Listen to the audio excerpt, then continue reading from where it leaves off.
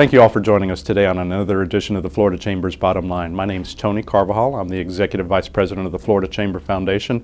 And joining me today is our friend Doug Wheeler, President and CEO of the Florida Ports Council. Thanks for being here, Doug. Oh, great, thanks. Good to be here. Thank Hey, Doug, we've had a lot of interesting things going on in trade and logistics over the last year. And trade specifically, trade through Florida ports, has been one of the things that's carried this state well into its recovery.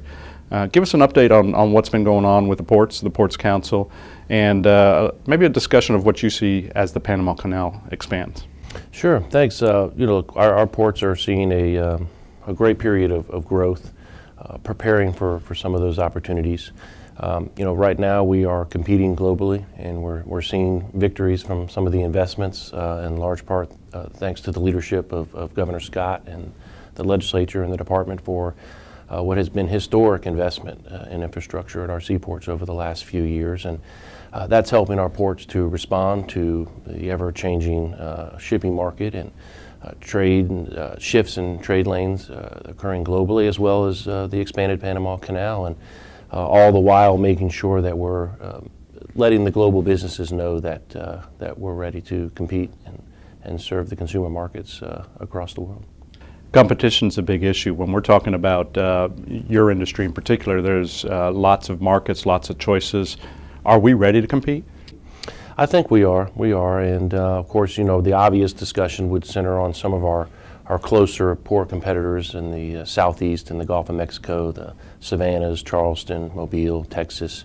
But I think you also have to expand that, and there's certainly some very competitive ports in the Northeast and obviously in the West Coast with LA, Long Beach, and now we're starting to see that global competition from some of the ports in the Caribbean, looking for some of the transshipment business that Florida would obviously like to capture, associated again with the expansion of the Panama Canal. So I think we're competing. We're continuing to see growth in our industry for our Florida ports, and I think we're making the investments necessary to make sure that we can continue to compete in the future.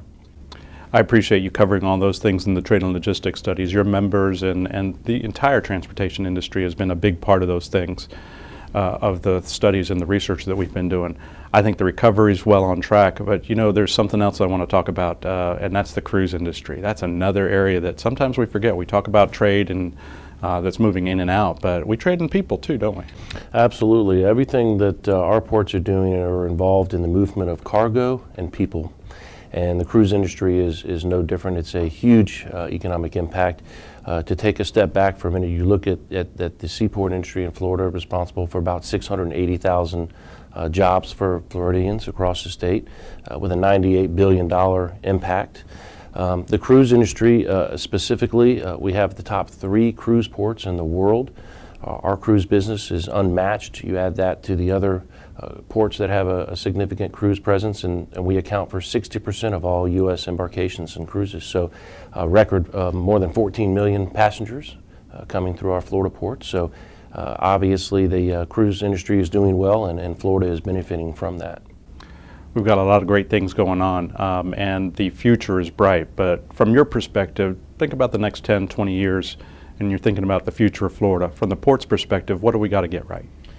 Well, we've got to continue to work with the local and state community partners, groups like the Florida Chamber of Commerce, Enterprise Florida, the legislature, make sure that we're all communicating with a unified voice on the planning and infrastructure needs, along with that some funding needs, and to continue to market the assets that we've invested in over the last few years, and make sure that companies know that we have those assets for their use, and we want them to come and bring their companies and manufacturers that want to use our ports and airports and roads, and bring those good paying jobs with them.